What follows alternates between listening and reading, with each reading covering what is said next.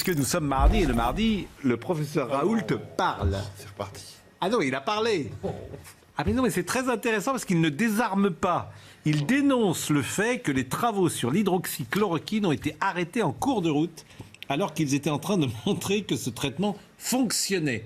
Non mais là, en plus, c'est factuel. Hein. Selon lui, il y a eu un souhait de montrer que l'hydroxychloroquine ne fonctionne pas. Je vous propose de l'écouter parce que effectivement, c'est quelque chose qui est passé sous les radars des médias. Comme aujourd'hui, moi, j'essaie toujours de donner. Nous essayons toujours de donner thèse et antithèse. Bon, c'est pas n'importe qui, Didier Raoult. Il ne désarme pas. Je suis incapable de vous dire s'il a raison ou pas.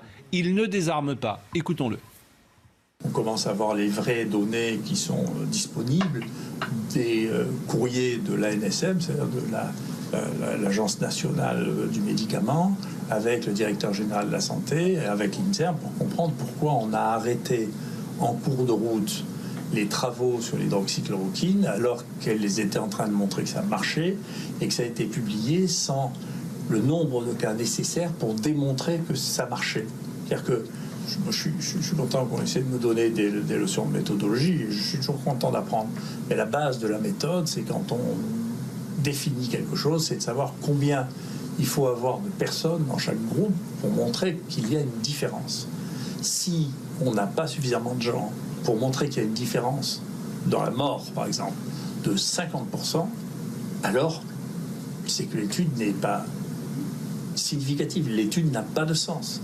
Mais de l'arrêter en cours de route alors qu'on n'a pas atteint les objectifs minimaux pour montrer une chose comme celle-là, c'est vouloir absolument que on ne puisse pas démontrer que ça marche. Moi, j'attends de savoir si tout ça est une succession de bêtises avec des gens qui ont peur de revenir en arrière ou de se contredire, ou qu'est-ce qui se passe pour qu'on fasse des choses qui sont aussi invraisemblables. Bah, j'en sais rien comme vous. Si c'est vrai, c'est grave. Mais bien sûr. Si c'est grave, si c'est vrai, c'est une affaire d'état de santé publique. Mais ça, c'est sûr. Sur laquelle il faudra apporter une lumière totale. Ce qu'il dit ne peut pas être faux. Ce qu'il dit là, qu'on a arrêté, c'est sûr. Oui, mais il ne donne pas la raison. Et donc, c'est ça qui... Mais ça mérite d'investiguer, si je puis dire. Ça mérite, en tout cas, que l'autorité du médicament donne les raisons pour lesquelles, selon eux, il fallait arrêter en cours de route cette étude. Et on a interdit le médicament qui était, paraît-il, obtenable peut-être avec une prescription.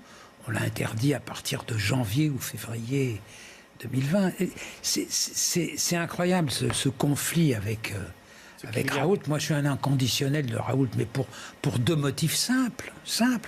C'est que je connais des tas de gens qui ont été guéris. Et deuxièmement, je pense qu'il a sauvé des quantités de vieux. Pourquoi ? Parce qu'il leur a dit en 2020, très vite, en février, on a le moyen de vous soigner. Personne ne disait rien. On vous disait Doliprane et Réa. Et Réa, 50% sont par terre. C'est le seul au monde qui est venu dire on peut vous soigner. Et évidemment, on va vous guérir. Et en réalité, il n'a tué personne. C'est ça qui était extraordinaire. Non, mais il n'a tué personne. Il ne désarme pas. Il dit, voilà, on commence à connaître aujourd'hui les dessous de cette affaire. On a arrêté les recherches. On a arrêté, plus exactement, pas les recherches, mais... les études. Les études. Et c'est un scandale. La vérité, c'est que si c'est vrai, c'est un scandale d'État sanitaire. C'est tout. Et lui, il ne désarme pas. Il reste sur sa position. Donc, moi, je le cite. Je m'étonne simplement que il dirige l'IHU de Marseille. C'est sous les radars aujourd'hui. Il a fait sa déclaration cette question, c'est ce matin. En milieu de journée. Ce matin, mais c'est accessible. C'est ce matin, personne n'en parle. Ce que dit Raoult aujourd'hui, alors il pourrait dire n'importe quoi, on n'écoute plus. Donc la société médiatique l'a rejeté. Simplement sur l'hydroxychloroquine, que ça marche ou que ça ne marche pas, c'est évident que c'est un sujet explosif et qu'il y a beaucoup d'autres préoccupations qui viennent se greffer dessus. Pour trois raisons. Un, c'est un médicament qui coûte très peu cher et qui est dans le domaine public. 12 millionième fois que j'entends ça. Deuxième, oui, mais ça n'en est pas moins vrai. Oui. Deuxième si ça marchait, raison, ça serait quand même à 100%. Deuxième raison, moins ça à chaque fois. Deuxième raison, il y a un personnage qui a beaucoup fait pour la promotion de l'hydroxychloroquine, hydroxychloroquine, c'est Donald Trump. Oui. Or, vous connaissez la situation politique explosive aux États-Unis, notamment pendant la campagne électorale. Donc, il y a eu des gens qui, pour des raisons politiques, aux États-Unis contre Trump, au Brésil contre Bolsonaro, ont cherché à discréditer l'hydroxychloroquine pour des raisons politiques. Et troisièmement, Didier Raoult est un personnage qui suscite beaucoup d'inimitié, notamment au ministère de la Santé et à l'INSERM, même s'il a eu le Grand Prix de l'INSERM en 2010. Depuis, ses relations avec l'INSERM se sont dégradées,